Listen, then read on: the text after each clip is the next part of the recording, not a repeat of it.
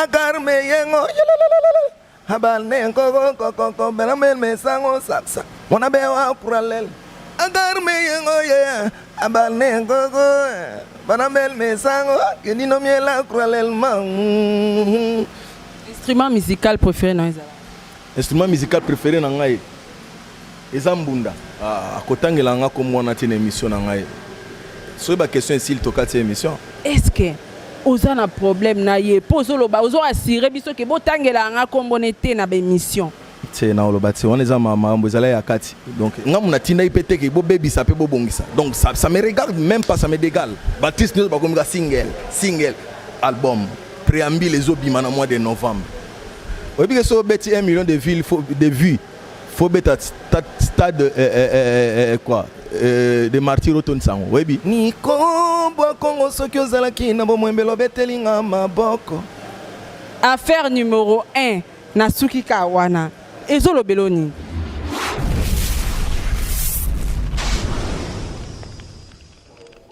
Bienvenue chez Saratola TV, très cher internet, bonsoir, bonjour. Na R.O. et Koutibino Bisika Bozali. Je suis Sarato, l'animatrice des émissions en ligne. Dans notre émission, il y a Station des Stars. Aujourd'hui, je vais recevoir pour vous un artiste musicien qui répond au nom de Miel Descend. Avant de présenter mon invité, Jonathan Bongania, je te salue derrière la caméra. Je salue Amélia Moeba, Motema Orlando Domingos, pourquoi pas. À toi aussi, Valérie Madima Deval Komobutu. J'ai dit déjà bonsoir à mon invité. Oui, bonsoir Sarah. Bonne santé. Oui, ça va bien quand je m'en pour ça n'aconda moi mon mais ça va. Ça va un peu. Bah kwenda vutu kaka to biso wuto za na confiné mais kuta ki wawa. Confinement, non confinement kuta ngana à Paris. Donc c'est depuis le mois de mars nous allons connaître, je viens de revenir que il y a une semaine. Il y a une semaine banda tozana kini et tout voilà quoi. Merci beaucoup. Bonne épée santé à mouvement nayo. Et ça un groupe d'accompagnement to orchestre vraiment. C'est une entreprise donc une orchestre donc les abeilles de miel. Donc c'est une école de leaders. École moko nazana katia ko former ba leader de temps à temps si quelqu'un qui se sent prête na libéré à saler lokonae celui qui se sent prêt na libéré à saler lokonae donc zaka idéologie mokonga na yaki nango pour un peu ko panza chant donc ko panza un peu ndé baloba elanga eza monene so ba sali baza moké donc parce que Congo comme on est États-Unis donc il faut ko zala toujours na idéologie wana donc voilà mais ils appellent entreprise et toujours former ba artiste pour ba comme ba leader et tout voilà quoi c'est un peu ça. C'est rare comme on a leader azolobake eza entreprise malgré ça azo formé ba artiste au monake c'est bon pour la formation na aza capable la rolongwa ça les lorona déjà félicitations pour nango ozu idée wana non biso peut tolongwat tolongwa pe bisika tozali tosali banani donc tellement je garde de très bonnes relations avec le roi de la forêt et puis kokenanga ezalaki vraiment net n'apporte bimi n'apporte calmement au pays avec toute bénédiction na réfléchi ça qui sur yango natali tellement but nanga ezalaki pour un album but nanga ezalaki album mais na longwe na bimi libanda na ko comprendre que non il faut d'abord na bando réaliser ba rêve parce que j'avais vraiment beaucoup de rêves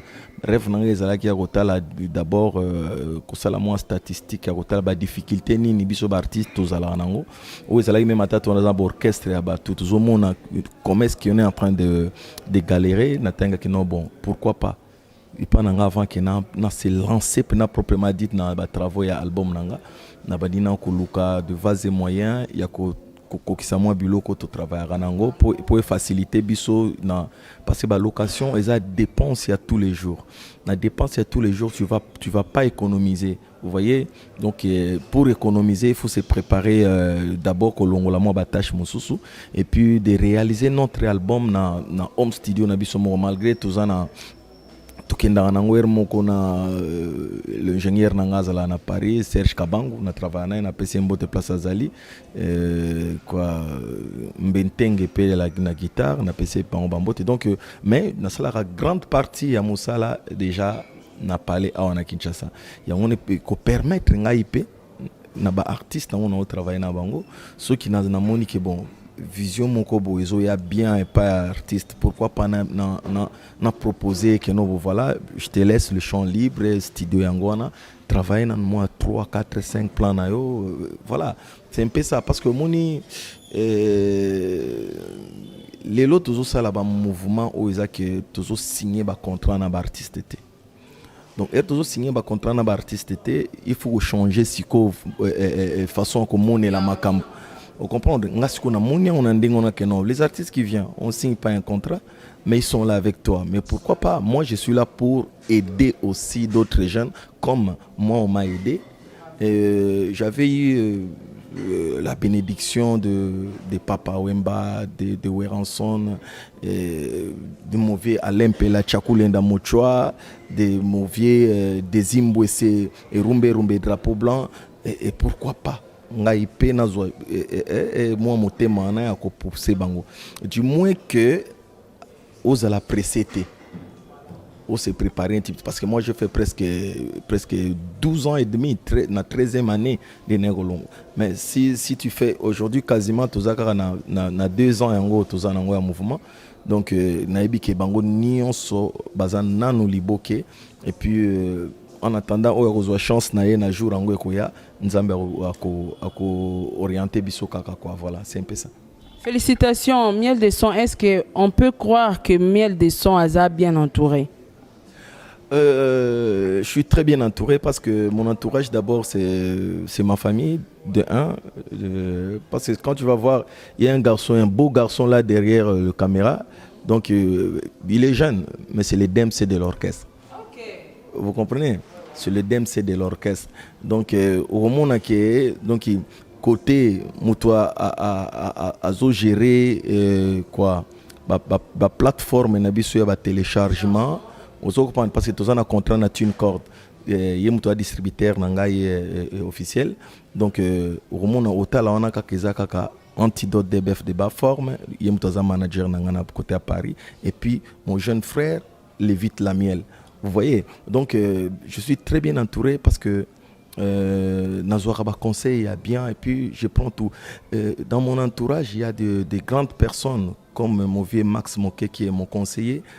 Je lui salue. Vous voyez, qui est mon conseiller. Il y a Roger Badjoko, que je salue aussi, il est à Paris, c'est mon conseiller. Il y a mon vieux Kletka Beya Corino, plus important qu'elle est Colton, c'est mon conseiller. Donc peut-être boire kanandinga matolo mais au boire kanandinga que non parce que oui donc c'est mon conseiller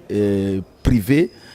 au bazalara tout le temps qu'orientenga nandinga nazo kendele tout voilà donc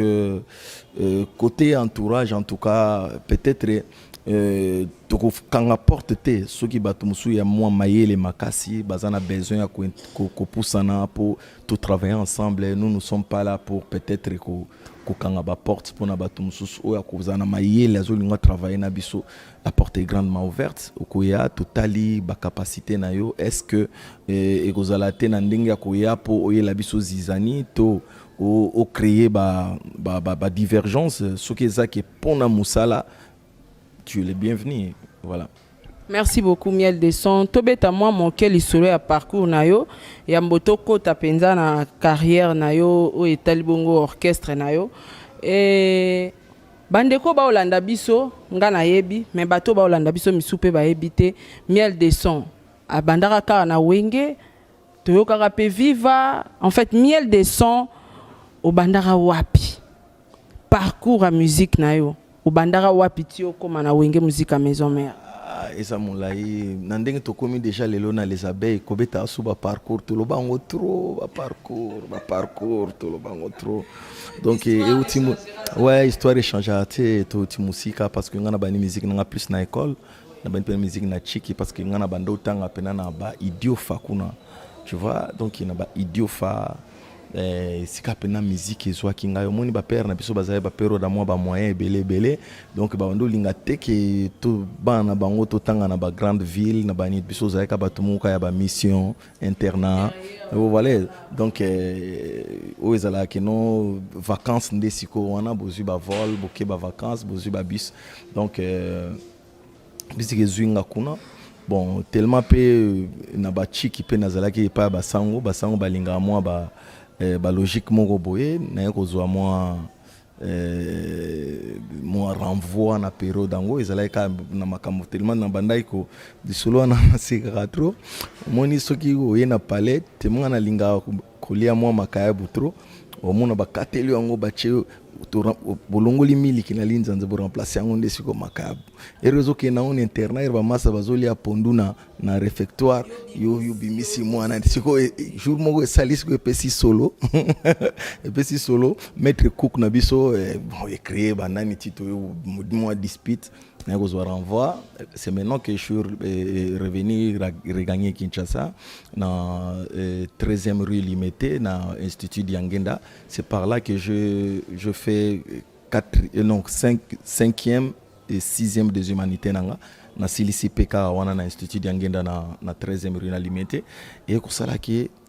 nazana na chiki na limité wana na intégré groupe na biso mo ya yolo na mabele parce que ngana penda mo na yolo donc adresse na yolo donc lelo comme mo ba adresse belé ka na yolo ngo mais adresse ya yolo nanu wana ya compte ba parents donc et pas d'isoiso smalto d'isoiso et tout on a penda venir na PCP mbote place bazana Bruxelles na ndenge kaya koluka kaka lisusu ba vie ya kokende na kokende ko intégrer groupe ya venanga Desimbo Rumbe drapeau blanc na ko intégrer groupe wana mais na zo ki pe temps ebele mingi ti wana banini tout nde siko to ko ya viva la musique first class ya Papa Emba viva la musique first class ya Papa Emba je fais quasiment na umela ipe mingi te une année seulement et ko sala ke venanga chakulenda mocho Alain Pela ayeko kabona na président JB des années placement na ngiringiri bana vitrine na ngiringiri ba ebiango donc place Bourron Pela bando ya trop wana et tout venanga mo atimbisi ngandenge za boya mpela olongwa lobby fois sala déjà a repes move na e ndenge za boyo faut kende banini tout ouais il faut kende na préparer pe na tongo na kemo na vie nanga mo Raf Musanji na Ngaba banini ba période dango banini donc au monde ba période ba jean moko ya ba longue bimi boya ba Levis ce qu'on a beta jean wana ya sika Levis na question ko ça test na génération A mais test wana banini na sali test bu na vidéo test na après 10 minutes ba to moni papi boto a koti na azana coccinelle mo a jaune boy bani a koti total boy ki sa jeune mo boy Mirage Francis Mirage on comprend Francis Mirage après on a banini ezala ki vient nga moko a kombonezo ki mangai ayeko yana mon ami Gelor azana aux États-Unis lelo azana quartier latin et bandi pe on a baba masa msu ya mbinza tema webika mbinza bango bazaba privilégié ba dadi chante banani et tout na petit frère mongo ya Seguin Kanza Ronsard ouais ndeto bandi siko orchestre wana na ba dadi chante dadi masudi ngamu na yako zoaye nde siko na ye yolo après ba 2 semaines na ko yebisenga keto ya ba first class yo yebi kaka to pesana mo pension nde to ko kenaye nde erto ko kenaye kuna banini na yeko kutana pesi ko na Christian Solo airbag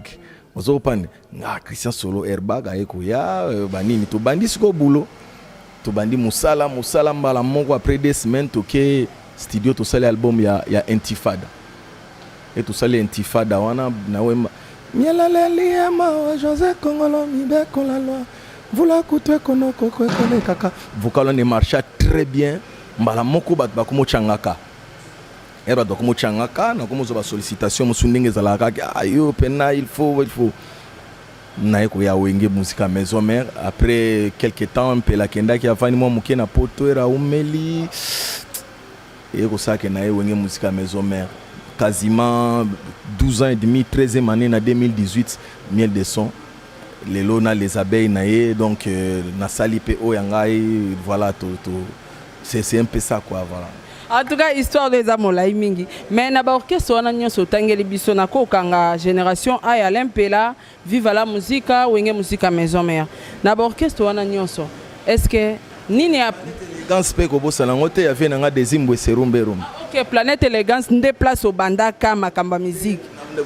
Na bani na yolo na Black Story. Ouais. Planète Élégance na vena nga dezimbo et yesu après. Na ba orchestre wana nyonso wana otangeli biso. Nini orchestre nini oya marka yo. En fait, succès te mais ebakisela un plus na musique oyo yebaki to yebi yango na grâce à orchestre wana. Pona ko bakisa un plus na musique na yebaki te. Te ba parcours na nyonso ya orchestre nyonso wana. Parce que na vive la musique na ko zo mo discipline mo bo so remarka kanga. Pona kanga micro na mutu a microbo na yemba ya la pasi. So muninga na chebongo c'est que eza note ya nzembo na nianso na lingna ça les 5 peut-être ko benda mo bo pesi yango mais ozongisi on eza ba technique papa wemba mutu a pesa gibiso. Vous comprenez? Yango no mona ke no aipsinga yo ozana voix puissant. Voix na yo eza na besoin te que obando sala bato moni bato bakanga ba micro on eza bato ba voix kao karapa pamba azoluka sikoyo moi gouve mon boye na voix mais yo siko voix no eza na gouve donc il faut yema nando même eloko on a ko kutana nango lisusu na wenge musique à maison mais na oncle Nico Mbwakong parce que c'est celui qui était quoi le vrai formateur na ngai parce que yemu tebsanga tiki moni sozo yimba vocal ya likolo na sourire yebaka ke non muta ovanda kuna fois comme fanatique na yo omuna kaka so aussi si vocal na bato balo ba betelo maboko et puis na banda ko salango erndo salango avec sourire public retour à public ezali kaka moni kaka na comprendre que ba hotel que muto malgré eloko za tiers mais azo kango pas cité ayembela biso avec sourire omoni yo ndingo zaboy ko wela kutu te ko kangma micro akati wana eza kaka neti oyeba te ke soki okomi na force yako envoûter public okokanisa ndingo za na pembeni ya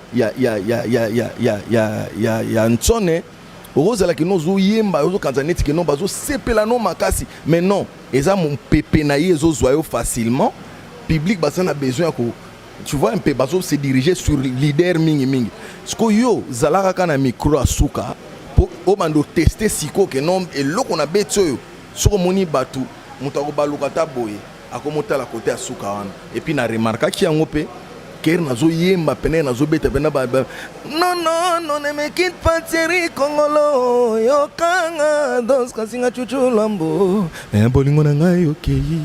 bolingo memanga na mboka yo konkene nazo beta bilomba mokola ngweza kine mo lili Giselle mamoto na monaki nazo niata biloko na mona pena ke non direction ya batu babaluki lipeka na bango siko ezotala katikati tolo na bango ekomotalanga bamona tanga kia yango mona ke na zwaki première chanson na ko yemba Nico Mbwakong soki ozalaki na bomwembelo betelinga maboko ozomona donc natambolaka na vie na nga na ba reconnaissance makasi donc oyo ko comprendre donc c'est un peu ça mais et pas ya vie na ngai Alain Pelapé na zwaki siko eloko moko yende muto alakisanga pena un peu de savoir vivre comme un bourgeois. Vous comprenez? Muta pesanga pena ba goût que non peut-être omoni ya koloba ke bon chic bon genre. Hein, il faut ça l'effort petit nango za la taba côté bali campa parce que ba voisin na yo ezala ka ba patron ba voisin na yo donc yango na yemuta kotsanga ba idéologie wana. Muta pesanga goût pe que non ndenge za boyo ndenge za boy fou oluka otambola kana bakara bien. Ateza mukie boye mais faut ezalaka eloko moko boye bien propre voilà donc ye mutu yake nango swer na ye siko pe wenge na yeko kuta siko guerre ya makambo wana banini na ça aide bien formé na mutu siko est-ce que oko se souvenir sous na ba vocal non nyoso sala na ba parcours ya ba orchestre wana nyoso tani atanda ndambu te mais nga orchestre ya liboso na yembi vocal eza pas mpelati on a José Kongolo mi be kola lo vula kuto kono koko kole kaka pena mo pepe na banzaki boningo na nga tokovanda kino liwa napezaki yo motema na nga napimelaki yo yango te maboni osalinga boye otiki nga kidiba ngango nalembi yo na baye yo bolingo na yo kitoko na yo ata kongengaka lokola minzoto na boyi yo sina boyi yo katuka kwenda chu wasuza premier vocal on la sala donc on dit okangi pema bando banda ki ozoyemba ozopema te siko wenge musique maison mère nde siko na yemba net un album ya temps présent na yemba presque ba 9 vocal ngalingi nzemba Clet Kabe Clet Kabe afala komi kilo na maboko kuruze zupepele bolingo estilisi sava mayele korino papa ye papa agarme yengo habane koko belamel mesango saksa mona bewa kuralel agarme yengo ye abane koko belamel mesango kenino miela kuralel man on est à folk rumba ce qu'on a na folk rumba donc lelo eza que naya pena apport na nga na mambongo même ata mutu a reconnaître yango te mais ata na kati ya motema ovanda ta aya pena mo eloko mo boye couleur na ye mo boye donc na kati ya rumba ye pena ba folk akoti na kati ya rumba evandi pe to sepela yango surtout partie wana eza pena partie captivaki bato liboso mais na ye mbaki wana monoko mboka nanga dans tous les trois orchestres nini oyo otikala na baloba na mauvais souvenir nango na ba orchestre wana nyonso tangi wana mauvais souvenir lo toko bandaka na génération A na ya vie na biso des Zimbwese Weranson voilà mauvais souvenir ya makasi on atikala nango eza na wenge musique maison mère point nde na perdaki Nico Bwakongo avant que na zwa susu makambo ebele pana donc mauvais souvenir ya makasi donc parce que et pas nangeza la choc moi au saranati donc parce que ya banda ko zwanga neti pena neveu na ye ozopa neveu na ye parce que ya bando epsa ki yo so ya na yo a négliger yo c'est na olobati on les a mambo ezala ya kati donc et yebisa biso lelo yo miel de son j'espère aux alara pe en bon terme na ba collègue na yo ya ba orchestre nyonso o leka mais yebisanga na wenge musique maison mère ba collègue dini o ba marka yo o zalara so bo telemi boyemba o talebi ça va emba bien ba collègue ba markanga so na telemi na yema na travail et boilotin ya ebo garçon na évité te nzambe fois sungaye parce que il a quelque chose en lui donc parce que ya ebo azala ki omoni otoko ya ngasoki miela ye kingani ya ye ebolote so ayeka ba oh mama ata boza na Goma ata na Masisi il faut que baganga donc et boa déjà vraiment donc au lobinata en moroti boa lotin vraiment donc pour nous amouter ma bête donc mais équipe ya wenge musique à maison mère nous ça ba grand chanteur donc bon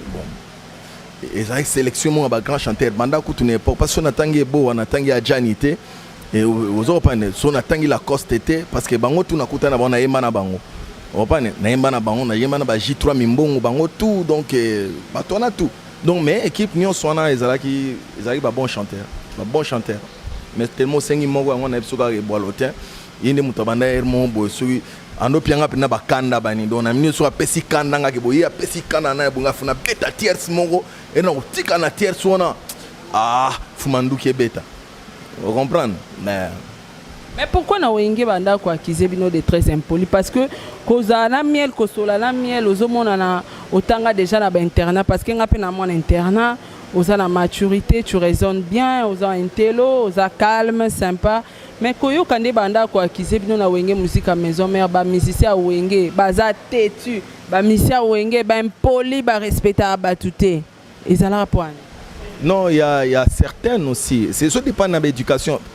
nde tozokutana awa muna moto azoya na famille na bango na moto azoya na famille na bango il y a certaines aussi oyebi mpena ke non jeune mpena tozala très impoli o wana ye mpena timide o wana donc moto na moto aza na bacomportement na ye donc mais omoni balobaka ndenge adage mo nalinga kutu adage wana te parce que esali neti efingaka biso banini ko moyaka moko afingisa bayaka nyonso o comprendre donc ozaka motu moko aza très impoli aza voyou azo respecter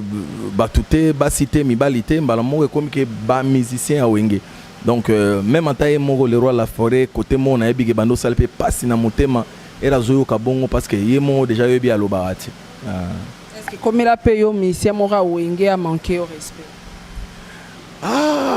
mais bamankaka mingi ka peut-être na bamédia na bamokongo na banani boye mena est-ce que c'est komela yo te oyo amankanga na boye banini toyokana ne mwa sola nzoto na ndenge kaka bakala wana biloko toza bagene ngari bamekaki kaka banini wana banini mbala moko mpe bakomprenaki banini donc répétition ekatana ya mardi banini simba banini venso na kangama na mire papapapa aleki na ye donc parce que nga alingaka manquement te mais y a aussi des musiciens très impolis yango mona nga alingaka baimpoli te nga mpe naso oza très impoli na olingo te parce que na respectaka bato tala neti boye mo nde naosola naosentir ke naosola na mama vous voyez donc je te dois beaucoup du respect en tant que mère et tout eza te ke nasala eloko mo boye parce que na nsima nde nakoma oloba ke non bobengelanga sara na s'excuser donc non peut-être excuse na ngai oyoka yango te surtout motema bamama endima excuse pa mpamba te ata yoki mezo bando tika na mutu na ye so amoni yoka azomona neti kaki mwana jour wana akata nga liputa banini donc abimisa bolumu na miso ya bato vous voyez donc c'est ça que moi j'aime être comme je suis soki nzambe apesi ngai ya mingi apesi so apesi pete eza volonté na ye donc voilà. Instrument musical préféré na ezala instrument musical préféré na ngai Chico Zal eza mbunda en tout cas moto na moto aza na choix na ye bozwa ye kuna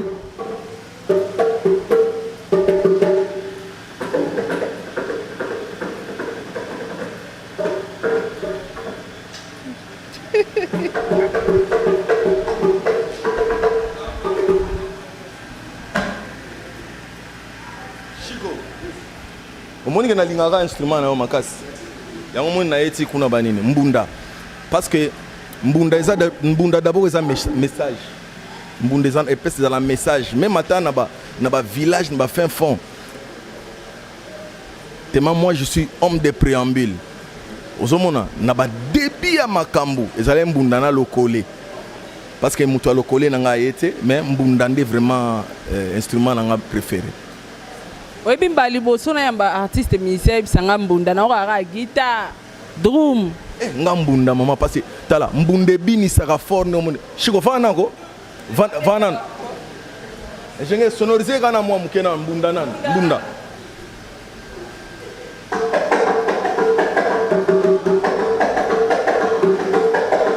namkana mbunda wana makino ko beta mafo azali pisina kwa azali bilenya azali ya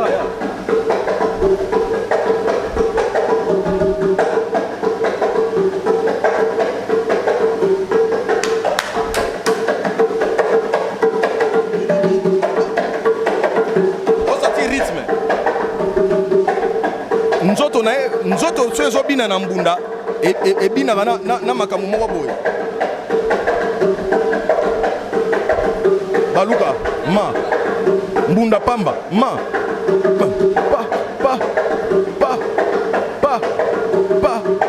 pa merci mbunda ezala kitoko. Merci beaucoup, Miel Décembre. Parlons de ta carrière. Nabenga bilengi mwana bilengi donc bilengi ezaba na onga mona walinga ko façonner bango parce que lobby wana banini ata bat balulié bat basepel na ye bat baluki ko zoyer bat baduko salanini ezala honneur na ngana tanga oh ayaki on a sali mais voilà donc c'est ça l'artiste.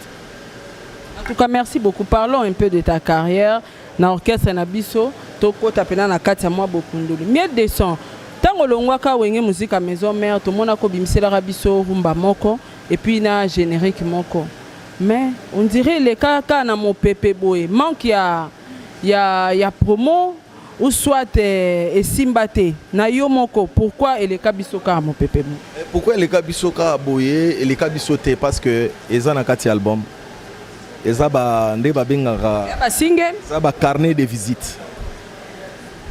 ozoma ba carte de visite pardon eza ba carte de visite parce que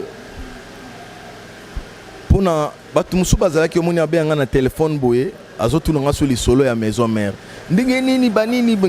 na tanga kete na mito tellement kokende na ngai na chaki makelele te parce que bato bando bato bayeba kokende mutu akebo ya ke na TV ngai kutu werera biro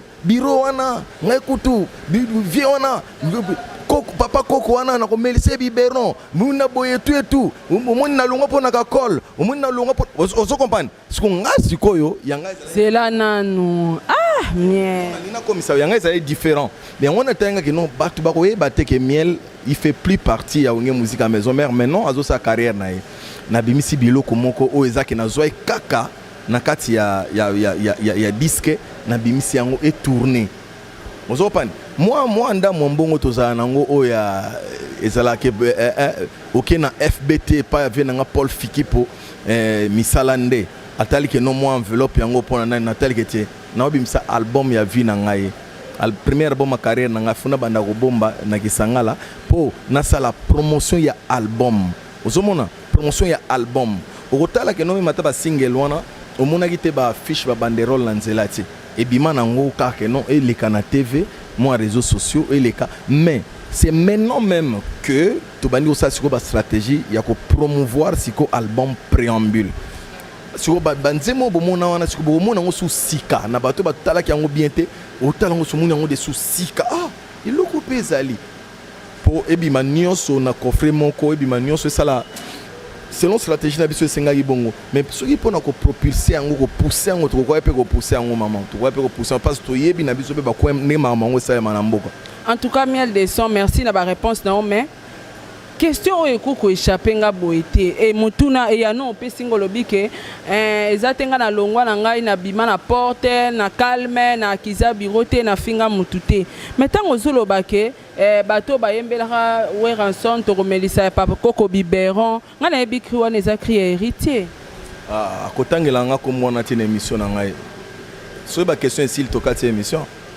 nga lo bay déjà même frère na yo Mike Lokamba ngana lingi sous-souté émission na nga botangela nga kombwana botuna nga monte to sur l'émission bien calmement makamuna ngai nani et tout vous opane etali ngai ta soki no babando lobela ngo nani soki ba lobela les rois la force ba lobela nani etali bango mais miel au monite que déjà babongi satango zolo ba weza lokozo cha bango sous na conflit siko so eza ba question na eko tuna nga nguti parce que nga na agent marketeur na été parce que comme be mission bozo tuna nga ba okansa neti non na zala bo na revaraye bani tete comment na oza très poli neti nga na ebi ko respecter ngai po na za maman na za femme mais na respect on na ebi quand même on répondre nga est-ce que oza na problème na ye pozo lo ba ozo assurer biso ke botangela nga kombonete na be mission mais c'est ton frère bozaki na winge non donc na boy botangela nga ba komone parce que comme neti journaliste no soroya botangela nga neti titre na nga ya émission komara il faut ba cha kombone na kati donc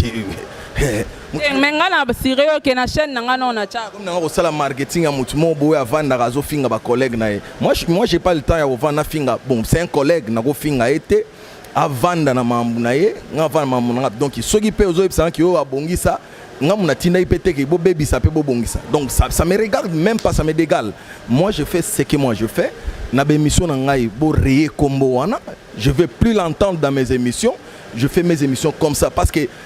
donc naïf ça déjà na début que non mutu soza très impoli je cite pas son nom dans mes propos c'est ça donc ceux qui osotanga wana au monde na 4e émission na télémi na kesa mamu na ngai Merci beaucoup. Na comprendre. Est-ce que album préambule,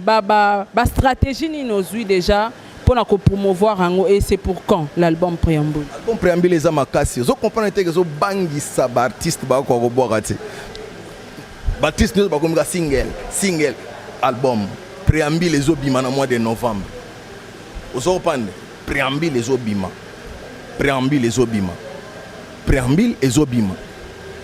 Toyo ka banzembo. Toyo ka mabina. Toyo ka son.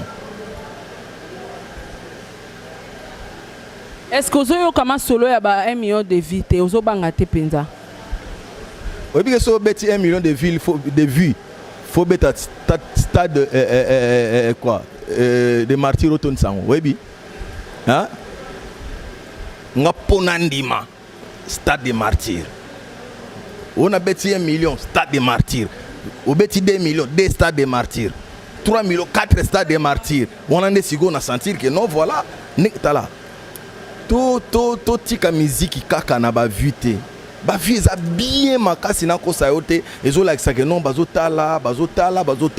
félicitations na ba artiste nyoso bazosala ba vie belé na banani et tout mais il faut na pesi ba onka conseil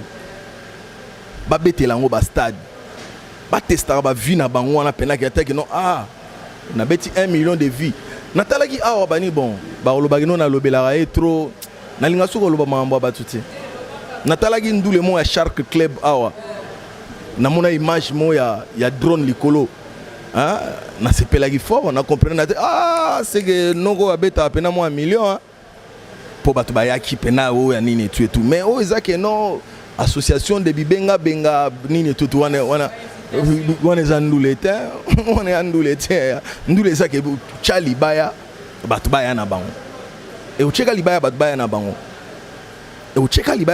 bango.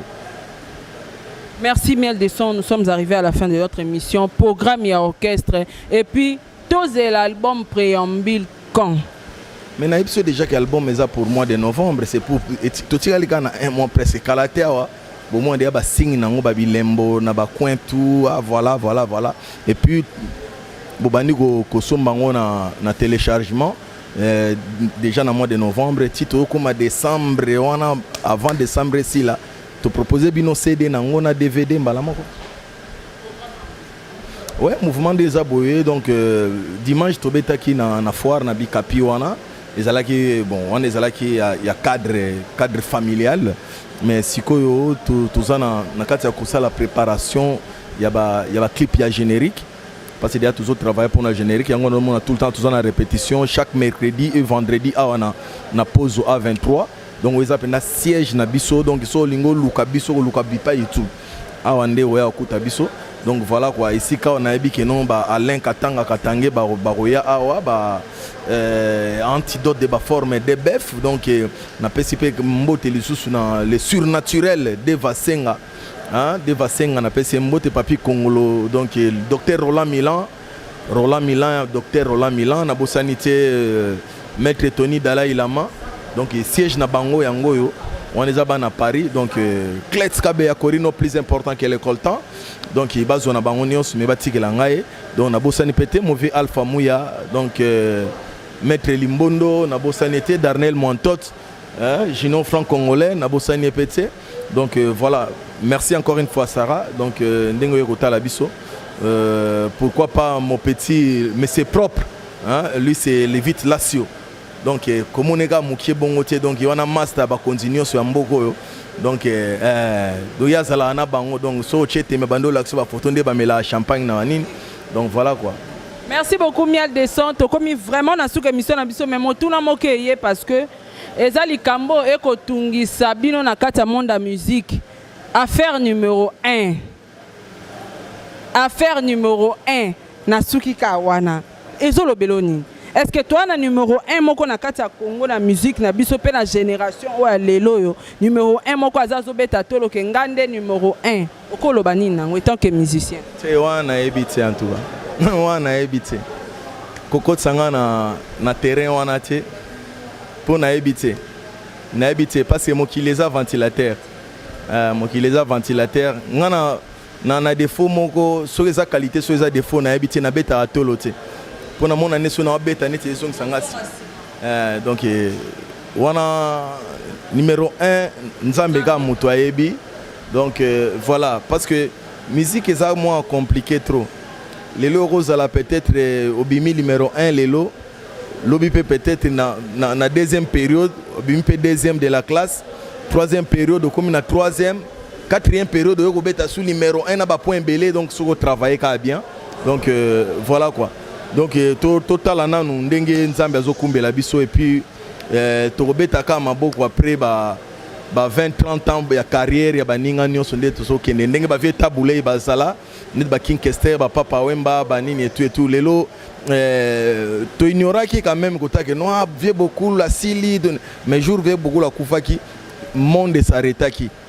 hein tina bisiko to ndima ite au monde pena que non une minute de silence pour Papa Wemba tina be États-Unis on comprend donc bon peut-être Rose à l'appel numéro 1 mais lelo nzambe abengio tolelika na Congo tolelika na Côte d'Ivoire tolelika na Paris mais peut-être na Sri Lanka kuna okomaki bien te donc biso nyonso toza bana Congo il faut toza na amour vrai totika kowela ba numéro eza na besoin de hein numéro eza na tinate parce que lelo tondimaki te que non togoye komona pe que nzembo mo boye ebima na masina boye mbeya donc ezana bona nemo eleka awa banini ata obeti musique ya modèle nini mbeya ka donc voilà quoi siko to lobaka mbeya numéro 1 donc merci beaucoup moi liloba na Saratola TV Saratola donc merci beaucoup parce que oza mwana mwasi oza maman et puis oza na télévision chaîne na télévision na yo ezotambola pe bien natala rango ba ozana ba partenaire ebele bazwaka banini donc en tout cas mais na osenga okaka kokena ba monde ya ba polémique soute parce que ba polémique ezokena batuna rien parce que toi sous natina nango te na Congo donc toyemba parce que landi polémique olobi trop mungongo ekaoki oko asu oyemba te wana ndi mabe. Ouais. Merci beaucoup Miel Desson, nous sommes arrivés à la fin de notre émission. Merci beaucoup Soy Bomoni ba image à Kitoko Boena Bokasi à Jonathan Bonganya derrière la caméra. Je dis un grand merci na Amelia Moeba Motema ya Orlando Domingos. Pourquoi pas un grand merci aussi à mon mari Diego Milito. Merci Nayo BBC Moula sénégalaise. Merci na Mama Odette, bonne guérison. Merci na Binonios tout vient na Dinoa Kou Pembele. Merci beaucoup na Batunios tout bo soutenir Saratola TV. Je vous retrouve à la prochaine émission. Au revoir. Ciao.